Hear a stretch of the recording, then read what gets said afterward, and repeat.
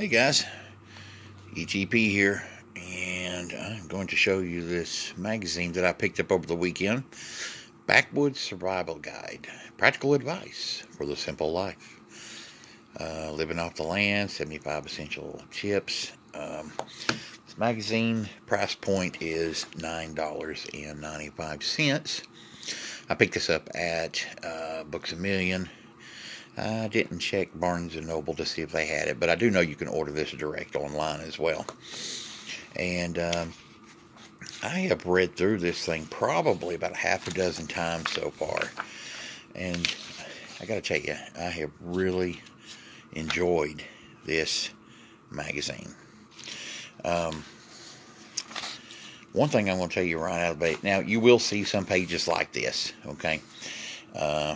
Bushcraft, time spent trampling through the forest and fields is never wasted. But however, some of these are just fillers. There's not very many of them.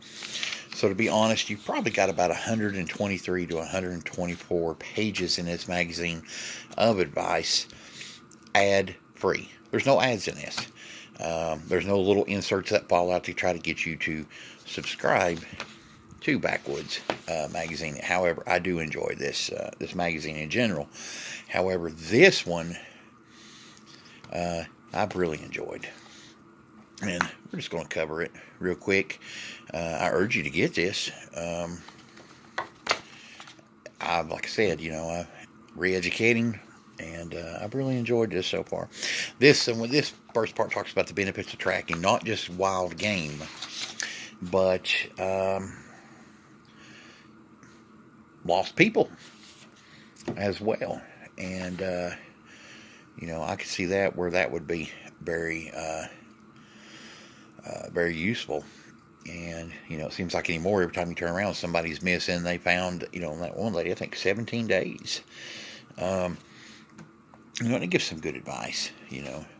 Limit your vision.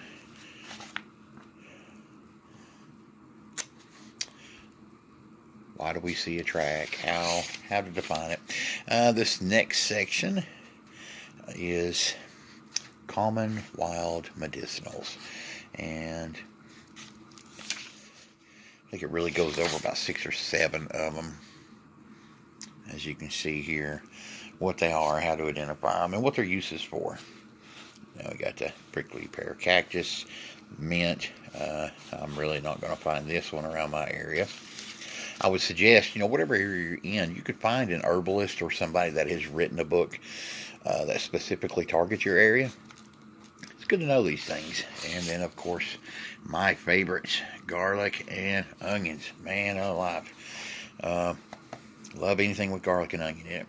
And then, of course, it does give a suggestion for further reading to properly educate yourself a little bit more. Here's one for Backwoods Hygiene. Can't go wrong here. Hand sanitation, foot care is huge, huge, huge, huge. If you've ever been out in the woods for a week or more at a time, even within just a couple of days, you can start to see your feet break down, if you've not properly taken care of them. Then, of course, body sanitation and odor. One of my favorite things to do here is the smoke bath. Helps eliminate odors. Body wash, mouth care. Eating on the trail, of course. Things that they suggest, not just hiking, but things that you can keep in your bug out bag as well. Dried fruit, nuts and seeds. Trail mix, bars, jerky. Oh man, let me tell you something. There's not much more addicting than jerky. And me and my wife went actually last night and bought 2 pounds. So, and I think I have eaten half a pound already. Pouch meats, hard-boiled eggs, freeze-dried meals, wild edibles. Another insert, homesteading. This right here talks about field maintenance of blades. If you're out in the field for any given amount of time, your knife, axes, those are your lifeline. And we're not talking about just defense or anything like that. We're talking about, everyday work. They're a tool, a very useful tool, one that can save your life easily. And then, of course, the different ways to sharpen your blade.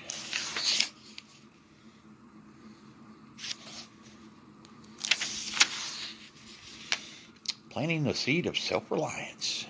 This is obviously about seeds, trading seeds, storing seeds, collecting, how to dry them for storage. Another one of my favorites, preserving the harvest. Different ways of food preservation, dehydration, smoking, canning, root cellars, freeze drying, pressure canners versus pressure cookers. My dog is laying over here next to me, sound asleep and dreaming, so if you hear a whimper or two, there you go. Of course, harvesting a precious resource, water. Have to have it for life. No water, no life.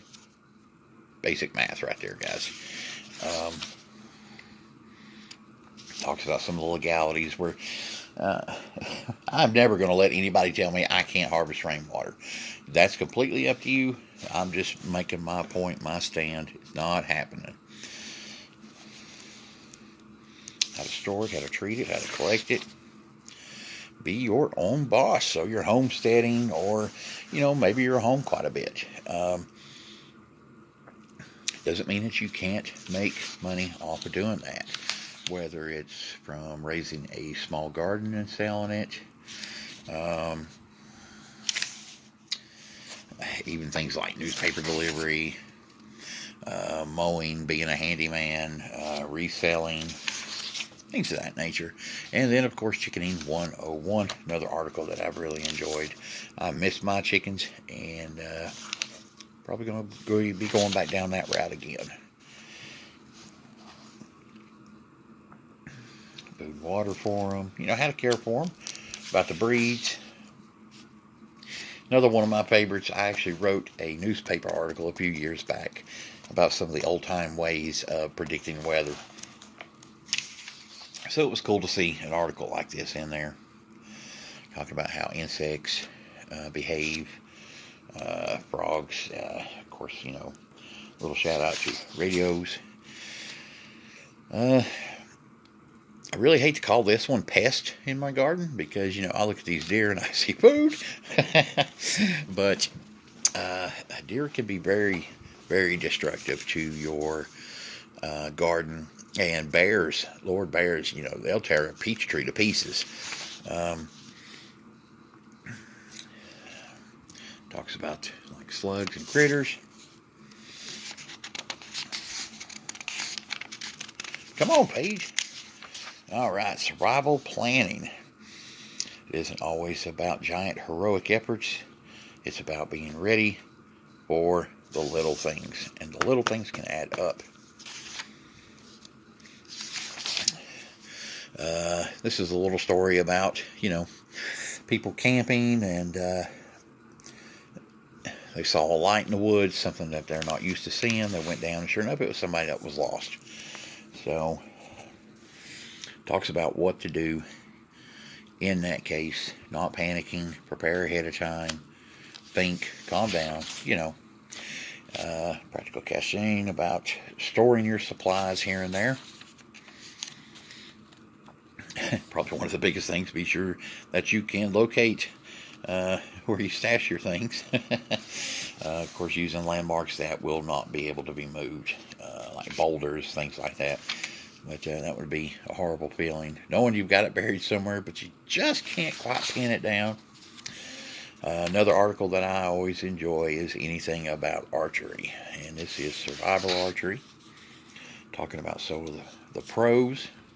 Obviously, the number one of the top pros, I don't really have an order to put them in. One is silent. It's quieter than a bullet, and it's reusable. And you can make makeshift arrows when you need them as well. So I really enjoy anything archery-wise. Another good article right here, Cotton Kills, talking about cotton getting wet, hypothermia, counter suggestions on what to use instead of cotton. And cotton is in just about everything that we wear today. Definitely want to read that, guys. Do-it-yourself projects. Make your own oilcloth tarp. Now, I'm going to be honest, I don't know a whole lot about this stuff. So I haven't read this article yet. I'm going to see what the big deal is on this and go from there. And then this one talks about survival kits, not just your pack, but a little belt pack as well. So just in case you lose your pack, you're not out of luck. You've still got something to fall back on that can help you survive until you can get help. Of course, it talks about the contents, multi-tools, rescue signals, cordage, water, lights, first aid, emergency blankets, navigation. You guys know the drill. Vacuum canning. There's never enough articles about these. I'm never disappointed when I open up a magazine and there is a good article on canning off-grid coffee. Because we know the apocalypse is bad enough without a nice roasted cup of coffee. Cooking dinner with junk. Now this is an interesting little fun thing here about the Altoid can and perlite and heat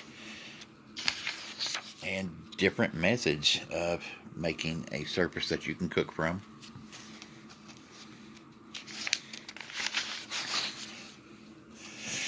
This next section talks about some new products that have come out on the market. Talks about what they are, how much they are, books, bandanas, knives, of course, more books, multi-tools,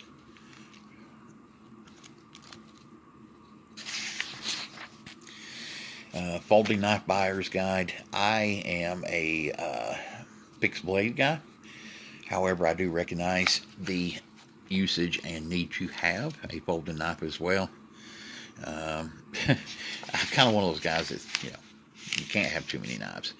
But, and it does a little bit of comparison between what's out on the market right now.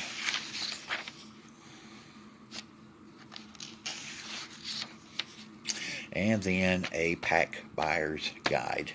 And I tell you guys, you've seen a lot of debate over the years over this, and I'll have to show you what kind of pack I've got. It's nothing, it's not super cheap. I think it was $100 pack, but I did catch it on sale. I like it. It's not as good as some of these that they're reviewing here, but it also doesn't have the price tag of some of these either, like $300. My biggest complaint about mine is the stitching. I'm a huge fan of double and triple stitching, especially in your pack. You can't get enough stitching to keep the things together. Of course, some names that you're familiar with. Maxpedition.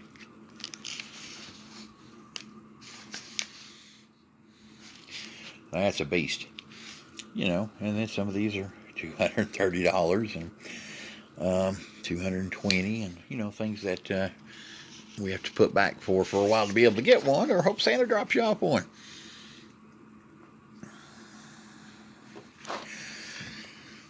And of course, valuable advice as well when packing. Keep frequently used items easily accessible in the outer pockets. And we'll do a little bit of video on your bug out bag and how to turn it into a game, and to where you can locate your things easily, whether you can see or can't see. And it's a good little fun game for kids to learn, because this kind of subject can be scary for them.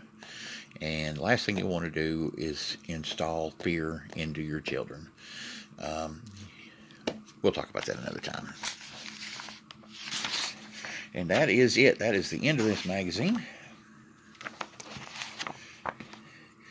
$9.95. I would highly advise you to get this. This is a really good magazine. I've really enjoyed this. And, it's like I said, there's you pick up some of the other magazines that are released out there, and it's just, golly, it's just ad on top of ad on top of ad. But I would urge you to consider grabbing this and just really take in some of the advice that's put out there for you. Anyway, once again, ETP signing out, and I hope you guys have a great night.